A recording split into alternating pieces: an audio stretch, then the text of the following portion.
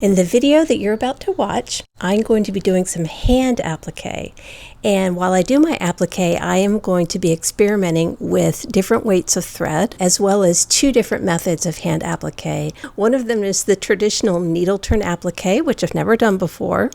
And the other one is appliquing a shape that's already had its edges ironed over. The threads that I'm going to be experimenting with include 100 weight thread from Wonderfill. So this is their Invisifill line. 80 weight thread from Aurifil, Superior monofilament, and finally I'm going to use some Aurifil 50 weight to see how that looks. I've done hand applique one time before, back in 1999 in my very first quilt, and back then I didn't know anything about thread weight, and I was using whatever you could find in the craft store or the fabric store. And as you can see, my stitches are definitely visible. I'm excited to try out some of these different weights of threads and see if it makes a difference. So this video is a continuation of my last video, which I'll link in the description. And that one was all about different ways to prepare an applique shape or design so that you can either machine or hand applique it. I practiced on this design. This is the moon in a Japanese stylized cloud. I used the 80 weight Aurifil thread in this silvery color, and I'm very, very pleased with how it turned out. These designs, the moon and the cloud, were prepared by ironing over a heat-safe template plastic template. And finally, the last thing I'm going to experiment with is glue basting versus pin basting. So without further ado, let's get going on my first design. I love this design. It kind of reminds me of just like a, I don't know, like a lifesaver. So now what I'm going to have to do is figure out how to put this on here in a nice centered way. And what I did with the moon and cloud is I folded it in half and finger pressed it and folded half again so I could find the center point, because these squares are cut out exactly to size. How big are they? Well, I've already forgotten. Let's see. These are, 9.5 inches. This backer fabric is sashiko fabric that I had left over, and it made such a nice contrasting background. This might be kind of tricky. I don't know if I'm going to eyeball it or if I'm going to measure it. Because I'm impatient, I'm probably going to eyeball it. Now to make these shapes, I use the heat-safe template plastic. All right, I'm going to start with that. So now I'm going to get my applique glue, and I'm just going to lift the edges here. I'm not going to take it off and glue it. And I'm putting the glue on the part where the seam allowance is.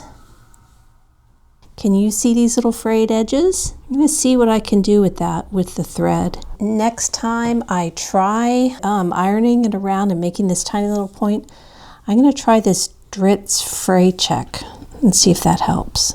Okay, there's that one glued down. This one is going to get the pink thread. Ooh, this is super fine. Look at that.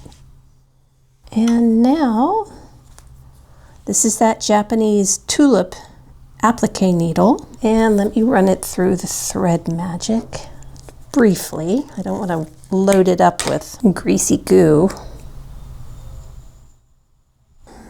Going to wrap it around about 5 or 6 times. Ow. Just have a little weeny teeny knot. And now I am going to come up.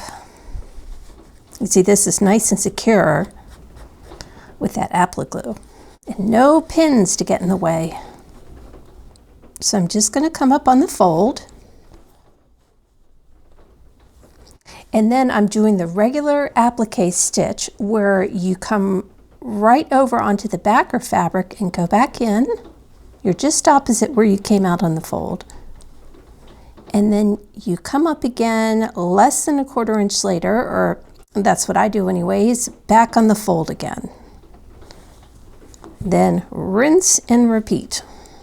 So back into the backer fabric, over onto the fold, and come back out again. And my non-sewing hand is not having to pinch fabric because it's the edge is finished and I'm just kind of gently supporting it. That's nice. And this needle and thread are just, wow. They're so slick. This needle is just gliding through the fabric. There's no effort involved with my left hand in terms of pushing it through. I don't even have to wear my thimble right now. Wow. And look, can you see any stitches? I am going to turn off the camera and then I'll show you in a little while what my progress is like, especially when it comes to the points. So far this is going really well. I'll put in a picture so you can see a real close-up of it. But I've got most of them sewn on. I've really tried to clean up these corners, but I'm going to go back and work on it some more. This could look really cool when it's hand quilted with like a thicker weight variegated thread, like a pink variegated thread. I think that could look really cool. One thing I have noticed with the applique glue is make sure you do it as far away from the edge as possible. A few times I got a little bit on the edge or very close to the edge where my needle went through, and it made it very difficult for my needle to get there. So be aware of that. I am going to try to do something with these points. I might try stitching over them. But at the same time, I don't think I really need to sweat it. I mean, obviously I'd like to have perfect points. Seen at a distance, you're not really going to see those points. And then this is certainly not a show quilt. Oh, these points. I'm going to try to stitch across this point right. Oh, that was a bad stitch right there. I don't know if this is going to do anything. I kind of wonder if I'm going to do the prepared shape method, if I really have to get the points or corners completely cleaned up before I even try to sew them. If I sew across and just kind of wrap the point, I don't know, I'm probably going to make this worse. Yep, I did. See there, I've got a nice little thread across. Why is this fabric so white here? Oh, goodness.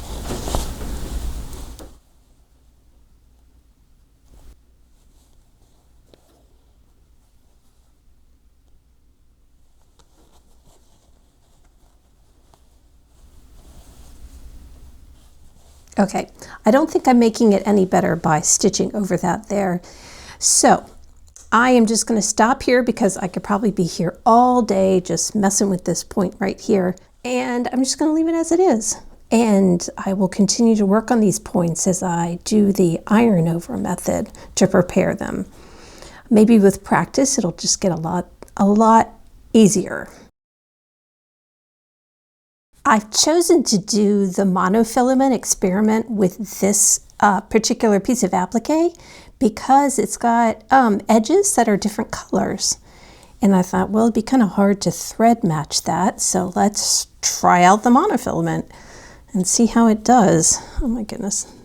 The trickiest part of using this, of course, is getting it threaded and getting started. Why do I do this? A viewer told me that if you color the end of the monofilament, it'll be a lot easier to see for threading. Let's see if this helps. Yes, that definitely helps. I'm just gonna do the kind of knot I always do. This stuff really loops around because I don't know, it's just following the path that it wound around the spool. This is probably impossible to see. I've got a little knot. Okay, let's give this a try for the sake of experimenting. So I'm going to come up on the edge. I'm going to do exactly what I did before, the regular applique stitch. Up on the edge. I don't know if you can see how it's all looped around there on top of the applique. I hope that doesn't knot. Oop. I am not using thread magic. I don't know if you need to use thread magic on this kind of thread. I am using the Superior brand monopoly. monofilament. And I used it one time before when I was doing machine applique, and I used it in my top thread and on the bobbin, and I didn't have a single problem with it other than just how tricky it was to thread the machine. But so far it's okay here. And are you seeing any stitches? I do not see any stitches here. Wow. It's like it's invisible. It's not as nice as working with the 100-weight thread. That behaves a little bit better in terms of, not looping up here. It actually might be easier working with a shorter length of this thread. But this could be really good for those situations where you have lots of different colors going on in your applique piece. There we go. All right, let me get going, see what happens. I finished this applique using the monofilament, and I think it turned out really well. I mean, I can't see the stitches, even on the light pink part. Now I'll put in Mavis. I'll put in a photo here to show you a close-up of it. I tried fixing these inner corners here that were fraying a little bit. Again, I didn't have the best of luck, but from a distance, I think it looks good. So for my next experiment, I am going to try the traditional needle turn applique. And for this one, I have a 50 weight Aurifil, and I also have a 100 weight Wonderfil Invisifil. Maybe I'll try the 50 weight for this. I'm sorry. Maybe I'll try, the 50 weight for this and see how that goes. It'll be my first time doing needle turn applique. And I think what I'm going to do is try pinning. Part of me really just wants to glue it down, but I feel like I should try the pinning method as well. Okay, so you can see that I have pinned it on the back. Let's see if this helps keep my thread from getting caught up on pins as I pull it through. That was a little tip that I read about online. I've learned that some people fold over or do a little finger press along the drawn line to let the fabric know kind of the direction you're going to be taking it. Obviously it doesn't stay. All right, so I've come up right on the line, and now I'm going to tuck with my needle. Easier said than done. It's so slippery. There, I'm going to tuck with my needle a little bit, and then I use the thumb of my non-sewing hand to hold that down, and then you just do that regular applique stitch where you go in on the other side of where you came out, and then catch it as you come through. You catch it on the fold there, just like I did with the other ones.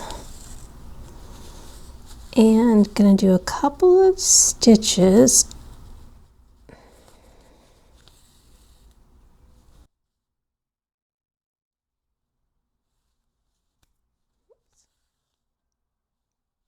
Okay, so far so good. I don't know how far in advance you tuck it.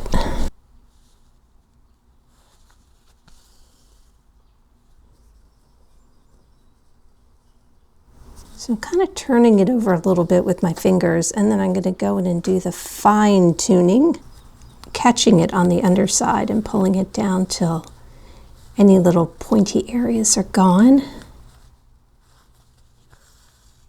Okay, this is definitely fussier than using the prepared shapes, obviously. I guess with the prepared shapes you put in the work at the beginning when you're ironing them over. Now obviously, it's the first time I've done this, so I'm sure there are people out there who are experts and can just whip through this. Now what I'm noticing already about this method is that this right hand, or the non-sewing hand, is having to pinch. And I am trying to avoid pinching with this right hand because it causes strain. But you do have to hold down the turned under edge with your thumb while you take the stitch. So I have to be really aware to try to hold it down but not pinch it super hard. Let's look at it. Okay, it's not a perfect little curve. Again, first time.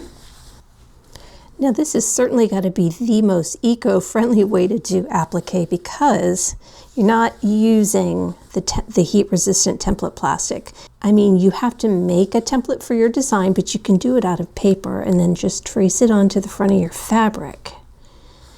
And then if you use pins, there's no glue involved. And speaking of pins, so far so good. They're not getting caught because all the points are on the back. All right, I feel like I might be starting to get the hang of this. I am going to continue with this, and then I will turn the camera back on when I get to this point right here, so I can show how I attempt to do this. We'll see what happens. Alrighty, I'm coming up to this point here, and I just watched a little video, which I'm going to link actually. The example they were doing was definitely not this skinny of a point, so we'll see if this works. Okay, so I've come up to the point here. I feel like there's a lot of fabric here that's going to have to be turned under. Let me just give a quick little trim. Hope I don't regret that I did that. You fold it under and you catch it, and then you fold it under and down. Oh goodness. See, there's just a lot of fabric there. You get it like that and you pull on it. All right, I'm gonna try to stitch this up.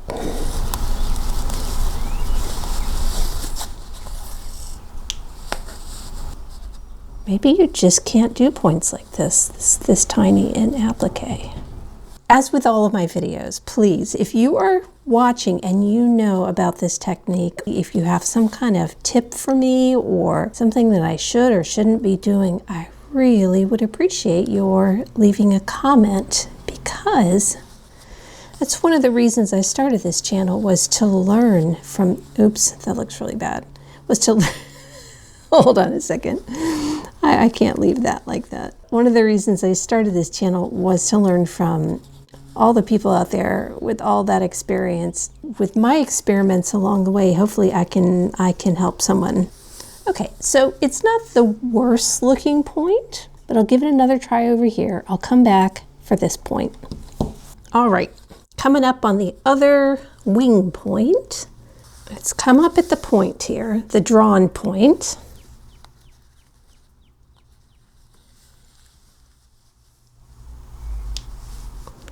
So now I'm supposed to fold this under like that, and then fold it under again. And this is the part that I think is just not working, because there's just too much fabric here. If I cut away any more at this tiny little spot, then it's all going to fray out on me. It didn't go too badly around his head and his beak. It's not perfect though. All right, this is agony, I'm sure, for anyone to watch. So I am just gonna keep working on this. I might go back and tuck it under some more and try to do another stitch there. I don't know. Maybe I'm doing this so you don't have to. So I have finished. It looks okay, and I feel like I got a handle on the process of like turning with my needle and then taking a stitch. However, I did not get any better kind of result from my points and corners using this technique. The other thing about this is that it's not laying flat, and I think that's because I pinned it on. It was not glue basted. My next one that I'm gonna do is this method where I have ironed the freezer paper on the right side of the fabric and then use it as a guide to turn under. Instead of the drawn line like on the bird where I was turning under along the line that I drew, this one uses the edge of the freezer paper to guide your sewing. I have glue basted this down with the Applique glue. I didn't feel like messing with pins, and I want it to be nice and flat on there. I have this blue Invisifil Wonderfil 100-weight thread, which I'm going to use, and it's not purple, and traditionally you use the color of the actual applique to guide your thread color, but I'm going to use the background fabric color this time, and I'm sure it'll be more visible, but we'll see what happens. Now I'm going to tuck it under a little bit to get started, and let's see if this is any easier than turning just on the line. As with the other needle turn technique, I'm really using this hand way too much. When I was sewing the pre-finished edges, this hand could be so much more relaxed. So I know it's not an issue for everybody, but when you do have hand issues and you enjoy hand sewing, it's so disheartening. So I'm trying to do everything I can to keep going with this. You know what I've noticed too is the very end of my needle is slightly bent. I wonder when that happened. So far it's usable. I don't want to switch out to another needle yet. Okay, I think I'm getting the hang of this method. So I will turn off the camera, get working, and then at the very end I'll turn it on before I peel it off and see the finished product. It's the next day. I've had a nice break from this, and my hands feel fine today, so that's good news. You can see that it looks really nice. It's working so far. However, I have had an issue with this coming loose. Whatever that is under there, that waxy substance has come loose. I ended up having to pin it so that I could get this point done. But what I want to try right now is to do it in a seated position without a table, because I was using my table to lay this on while I sewed it, and I don't want to be stuck working on a table when I'm doing hand applique. It'd be nice to go on the porch or, you know, somewhere else to be able to do it. So I'm going to sit here and try to do it in this chair here. And now this little thing's sticking up. It's getting my thread caught around it, so it's a bit annoying. I might just end up cutting that off. Let me just cut that off. So this is doable in this position. It is. It's just a little tricky just holding the fabric with my right hand, but it's working. This freezer paper method where you're using it as a guide, it's fine, but I don't see that it's any easier than the regular needle turn where you have the line. Actually, I almost prefer that because I could see better. I don't know, I feel like I'm kind of working blind with this piece of paper on top. I think what I'm going to end up concluding is that there's just no one right way to do hand applique, that you should be open to trying different methods depending on what you're trying to accomplish. Last night I was watching some videos though on the Applique method. Those little tools, it's like a little fondue fork and a little like a metal chopstick with a little flat edge to it, and then you use like this super light foundation interfacing or whatever and glue, and then you fold over the edges. I kind of want to try it all. And then I saw someone else using tin foil to help fold over the edges of the applique piece and then iron it when it's wrapped in the tin foil. So I definitely have to try that one. Seriously, this is hard after having coffee. I shouldn't do this right after coffee. So here we go. Here's a preview. It's got a nice point to it. I'm going to get started on doing the rest of this, and I'll come back when I'm finished and show you the results. I do want to show you what is going on here. I'm trying to do around this bird's head, but this has just come off. And wrestling to hold that down and tuck that under, it's just not working. It is not working at all. Here I had to cut back some of the paper because I'd snipped too deeply into this curve and I was trying to tuck it under even more. And so I had to cut back the paper so I could see it. The stitches aren't really that visible. There's, you know, a few places you can see the stitches, but that was using the background fabric color. It worked out. At this point, I'm not going to wrestle with this method anymore. It's just driving me crazy. So I'm going to pull off the paper. If you have a very general big shape and you stick it on real well, maybe it would work for you, but I don't know. It just didn't seem to work for me. I think what I am going to do is, cut my losses on this one, and then I will go on and do another needle turn and then do one that has been prepared ahead of time.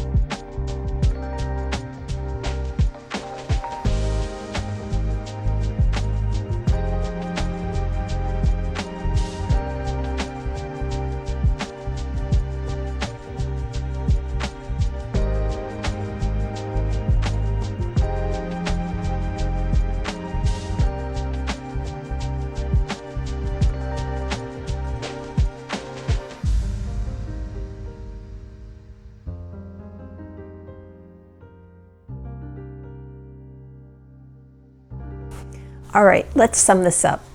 So starting with needle turn applique. Really glad that I've learned how to do this. Took a little bit to get the hang of it and get going, but once I did, it felt fairly natural. It was kind of like, I don't know, it was kind of satisfying in like an old-fashioned kind of way, because it's just you and the needle folding under and taking a little stitch. The nice thing about this method is it's so easy to prepare for it, because you just trace your design onto the front of the fabric and then you just follow the line and turn it under with your needle. So no plastic involved if you don't want plastic. The one thing I found about this method that is probably going to keep me from using it much in the future is the fact that I had to use my non-sewing hand a lot more in terms of holding down that folded under edge as I'm sewing. I found that I was gripping a lot, the fabric, and I had to grip more than I did in the other method, which I'll talk about in a minute. And I ended up being kind of tense when I was doing this method. The other method that I did for this experiment was appliquing the prepared shape. So this is the shape that's already had its edges folded over using the iron, and that can be either using the heat safe template plastic, or if you make a template out of freezer paper.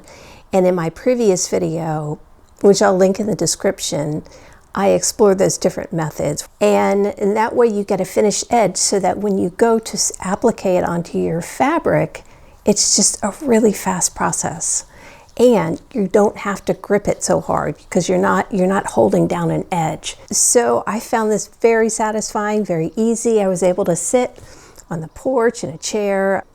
Now, neither of these methods, the needle turn or the prepared shapes, was perfect in terms of getting really clean points. That also may be, because I'm a novice at this and I need to just practice more.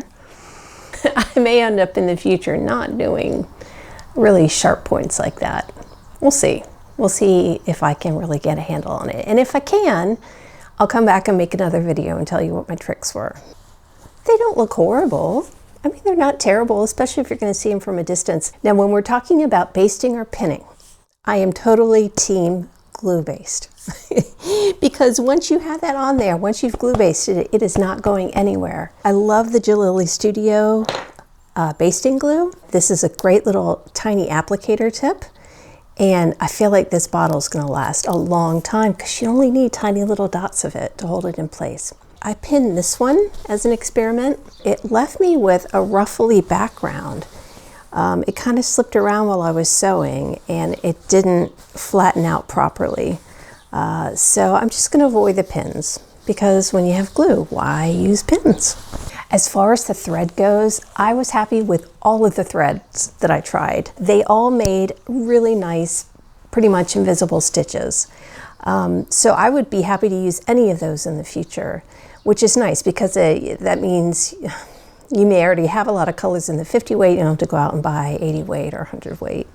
And then using the superior monofilament, that also worked well. Can't see the stitches, and I found it very helpful for this one that had different colors around the edges, so it wasn't all just dark blue. Now, none of the threads were perfect in terms of not knotting up. All of them, I had a problem with them knotting once or twice while sewing, and I did use the Thread Magic thread conditioner.